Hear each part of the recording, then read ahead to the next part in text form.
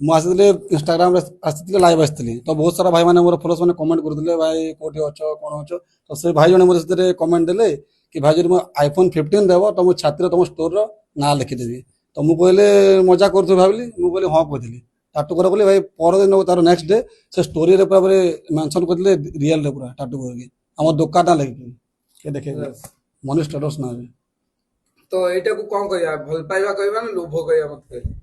ଏଟା ଭଲ ପାଇବା ବି ଅଛି ମାନେ ବିଶ୍ୱାସ ବି ଅଛି ନା ଟାଟୁ କରିଦେଇଛୁ ସେ ମାନେ କନଫର୍ମେସନ କିଛି ନ ହେଇକି ଆମେ ଦେବୀ ମୁଁ ଥରେ ଖାଲି ହଁ କରିଛି ସେ ଟାଟୁ କରିନି ସେତିକି ଅଛି ମାନେ ବିଶ୍ୱାସ ଅଛି ଭଲ ପାଇବା ଥିଲେ ତ ବିଶ୍ୱାସଟା ଆସିବ ନା। ତ ଏଇଟା ଆପଣଙ୍କୁ କେତେ ଗୋଟେ ଭଲ ଜଣେ ଗ୍ରାହକ କହିବାକୁ ଗଲେ ଜଣେ ଏମିତି ଗ୍ରାହକ ଯିଏକି ଆପଣଙ୍କ କମ୍ପାନୀର ନାଁ ନିଜ ଛାତିରେ ଟାଟୁ କଲେ କି ସମସ୍ତେ ତ ବାପା ମା ଜଗନ୍ନାଥଙ୍କର ଠାକୁରଙ୍କର ଏମିତି ଜଗନ୍ତି ପ୍ରଥମ ଥର ସିଏ ଆପଣଙ୍କ ଉପରେ ଏତେ ବିଶ୍ୱାସ କରି ଗୋଟେ ଟାଟୁ କଲେ କଣ କହିବେ ଏହାକୁ ନେଇ କେତେ ଖୁସି ଅଛନ୍ତି ଆପଣ? ବହୁତ ଖୁସି ଲାଗୁଛି ଯେହେତୁ ଆମର ଫାର୍ଷ୍ଟ ଟାଇମ୍ ଗୋଟେ ଓଡ଼ିଶାରେ କାହା ଦୋକାନରେ ଗୋଟେ ଫାର୍ଷ୍ଟ ଟାଇମ୍ ଟାଟୁ ହେଇନଥିଲା ଏଇଟା ଫାର୍ଷ୍ଟ ଟାଇମ୍ ହେଲା ସେଟା ଆମ ପାଇଁ ଗୋଟେ ମାନେ ମାନେ ଖୁସି ଜିନିଷଟା ଭଲ ଲାଗୁଛି କିନ୍ତୁ ସେ ଭାଇକୁ ମୁଁ କହିବା ପାଇଁ ଚାହିଁବି ଯେ ସେ ଭାଇ ଟାଟୁଆ ଚେଞ୍ଜ କରିଦିଅନ୍ତୁ ଆଉ ଦୋକାନ ନା ରହିଲେ ଭଲ ନୁହଁ ସେଟା ମୁଁ କହିବାକୁ ଚାହିଁବି ତାଙ୍କୁ ମାନେ ରିକ୍ୱେଷ୍ଟ କରିବି ତାଙ୍କୁ ଗିଫ୍ଟ ଆମେ ଦେଇଦେଇଛୁ iPhone କିନ୍ତୁ ସେ ଟାଟୁ ନାଁଟା ଆମର ଚେଞ୍ଜ କରି ସେଠି କିଛି ଗୋଟେ ଏଡିଟ୍ କରୁନି ନାଁ ରହିଲେ ଆମକୁ ବି ଠିକ ଲାଗୁନି କିନ୍ତୁ ଖୁସି ବି ଲାଗୁଛି ବହୁତ ଖୁସି ଲାଗୁଛି ପ୍ଲସ୍ ଅଲଗା ଜିନିଷ ଗୁଡ଼ା ବି ଅଛି ଯେମିତି ଆମର ମା ବାପା ଅଛନ୍ତି କାଲି ଫ୍ୟୁଚର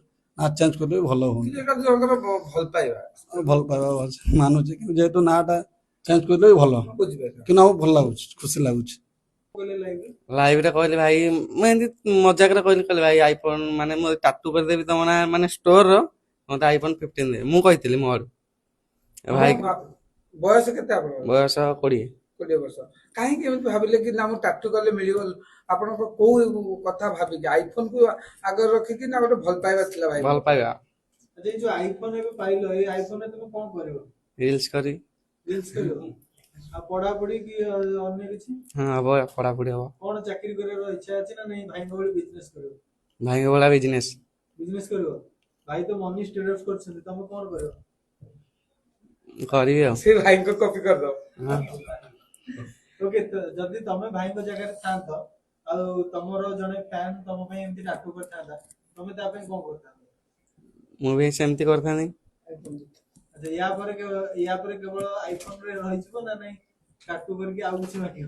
ନାଇଁ ଆଉ କିଛି ମାଗିବିନି। ଆଚ୍ଛା ସମସ୍ତେ ତ ବାପା ମାଙ୍କ କରନ୍ତି ଜଗନ୍ନାଥଙ୍କର ଠାକୁରଙ୍କର ବିଭିନ୍ନ ଦେବାଦେବୀଙ୍କର ଯାହାକୁ ଭଲ ପାଉଥିବେ ତାଙ୍କର ତ ସେଇ ଭଲ ପାଇବାଟା ସେତିକି ଭଲ ପାଇବାଟା ଆପଣଙ୍କର ଭାଇଙ୍କ ପ୍ରତି ଅଛି ବୋଲି ଆପଣ କହିଲେ ହଁ କିଛି ଖରାପ କହିଲେ ଲୋକ କହିବେନି କାହିଁ ତୁ ଏତେ ଲୋଭି ତୁ ବାପା ମା ନ ଦେଇ କେମିତି ଦେଲୁ ଦୋକାନ ନା କାହିଁ ଗୋଟେ ଟ୍ରେଡର ନା କାହିଁ ଦେଲୁ?